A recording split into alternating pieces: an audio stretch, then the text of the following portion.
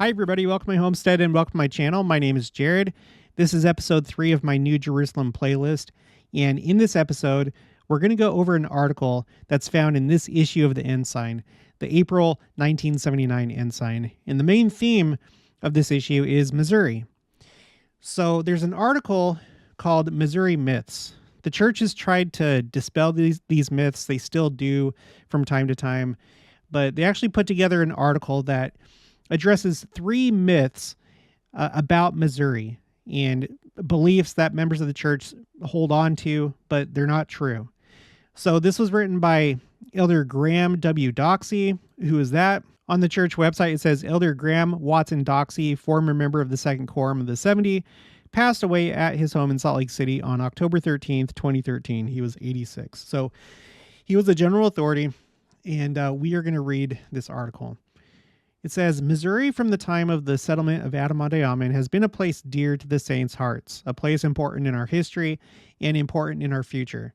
But its vivid and turbulent history has produced myths that sometimes parallel the prophecies of its future until it is difficult to untangle what the Lord has told us from things we've heard all of our lives. For instance, myth number 1, we're going to walk to Missouri to prepare for the second coming.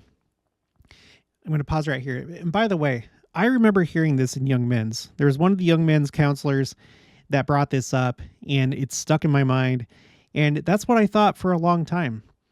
I'd heard one of them say it. I think I heard it from another lady in my ward. So it makes sense that they would have this as myth number 1. This may be, I don't know. I think it's pretty widespread. So continuing, Scripture makes it clear that Missouri has a prophetic role to play in the second coming. And it seems logical that some people will need to go there to assist in portions of that work. But the Scriptures contain no references that spell out in detail how that assistance will be given. One of the quotations I hear frequently repeated is part of a sermon by Joseph F. Smith in 1882. Quote, when God leads the people back to Jackson County, how will he do it? Let me picture to you how some of us may be gathered and led to Jackson County. I think I see 200,000 or 300,000 people wending their way across the Great Plain, enduring the nameless hardships of the journey, herding and guarding their cattle by day and by night. This is one way to look at it. It is certainly a practical view. Some might ask, what will become of the railroads? I fear that the sifting process would be insufficient were we to travel by railroads. That's from Journal of Discourses, volume 24, pages 156 to 157. End quote. This is a vivid mental picture, but people frequently remember the picture and forget he said, some of us, and may be gathered. We should also keep in mind that he said, this is one way to look at it, remembering also the perspective of 1882. From our perspective, in 1979, it seems even less likely that we would sell our automobiles and herd cattle along our freeway systems. But we simply have no scriptural information about who, if any, general church members will be called to go back and the means that they might use. The prophets of our day have not found it timely or necessary to speak on the matter. Myth number 2, the entire church will be gathered to Missouri. Here, recent prophets have been quite specific. President Spencer W. Kimball said in the October conference, 1978, quote, we are building up the strength of Zion, her cords or stakes, throughout the world. Therefore, we counsel our people to remain in their native lands and gather out the elect of God and teach them the ways of the Lord. There, temples are being built, and the saints will be blessed wherever they live in all the world. End quote. During the time of Joseph Smith and Brigham Young, it was essential for members of the church to gather to Zion for their own spiritual and physical safety. But now that temples, welfare projects, educational facilities, genealogical research libraries, and the blessings of a full church organization in stakes are available, this gathering is no longer required or wise. And although the church purchased some Clay County land last December, it was solely for investment purposes, not for other church use.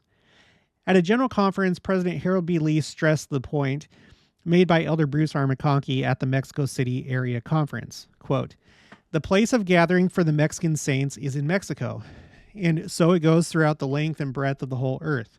Japan is for the Japanese. Korea is for the Koreans. Australia is for the Australians.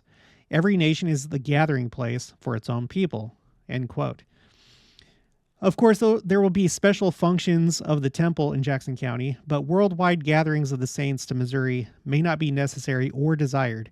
After all, the mission of members is to always share the gospel with the non-members who surround them throughout the world, and this activity will undoubtedly continue after the second coming.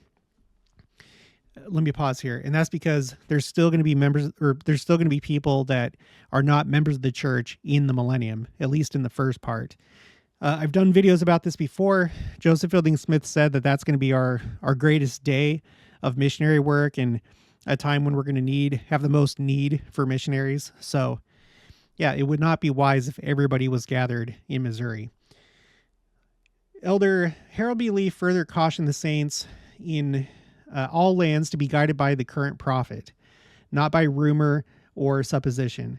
And look forward to the instruction that shall come to them from the first presidency of this church as to where they shall be gathered, and not be disturbed in their feelings until such instruction is given to them as it is revealed by the Lord to the proper authority, end quote. Okay, and then myth number 3. But won't there be immense destructions in Missouri preceding the second coming, so extensive that not a yellow dog will be left to wag his tail?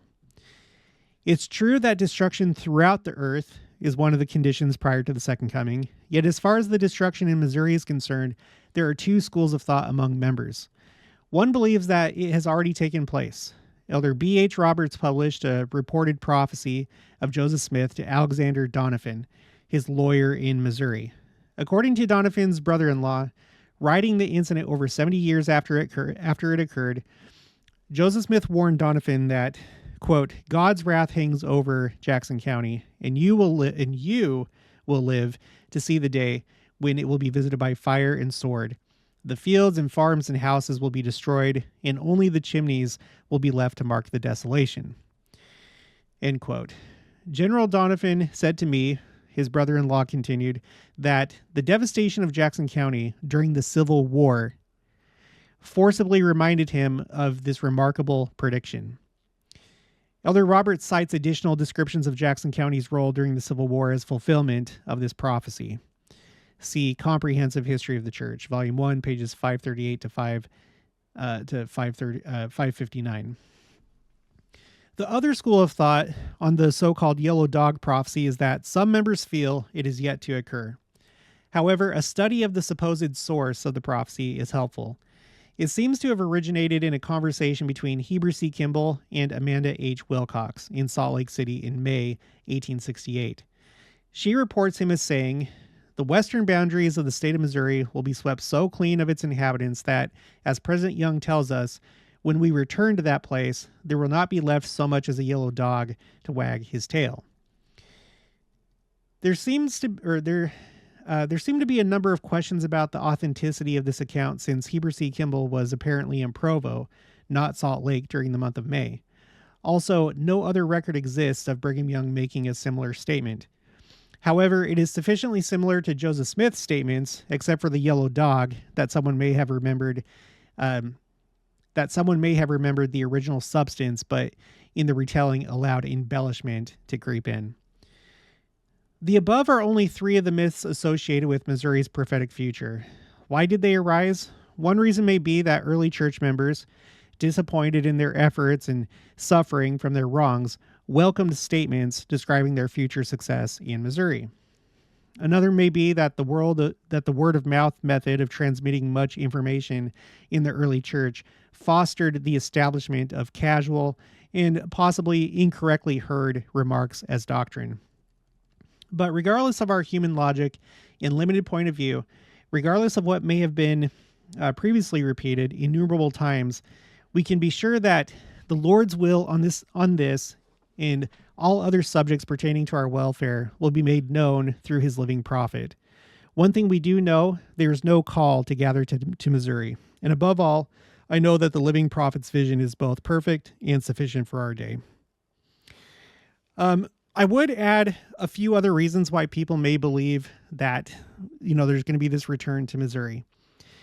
I think some people are driven by excitement or fantasy. it's exciting to think that there's a future day that awaits you in which you're going to have to rely on your own cunning and your preparation, gathering your supplies. And, there's basically like this adventure that's awaiting you. And then once you get there, everything's going to be spectacular and miraculous. So I think that could be some of it. There's people that are more, on the magical thinking side. Now, there are obviously miracles that take place. I'm not saying that there isn't, but it's not going to be the case with Missouri. There's not going to be this, like I said before, a romanticized, return to Missouri. I've heard lots of different versions, different ideas. There's the idea out there that there's going to be, I don't understand this at all really, but that people from across the world are going to go from temple to temple because the temples are going to be way stations, and then they're going to end up finding themselves in Jackson County.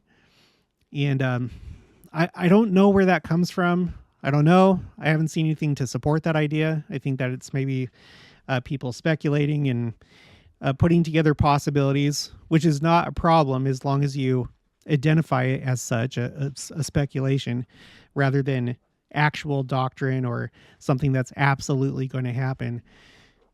But, that's just how it is. And I think we have to be careful. I think that we have to research as much as we can. Listen to the prophet, just like the article says, because ultimately he knows what the program is. And there just hasn't been anything to support this in, well, ever. Not that I can find. All right, well, that's going to be it for this one. So if you haven't already, please make sure to subscribe, like this video if you liked it, leave your thoughts and opinions down in the comments below. Also make sure to share it, and I'll talk to you guys later.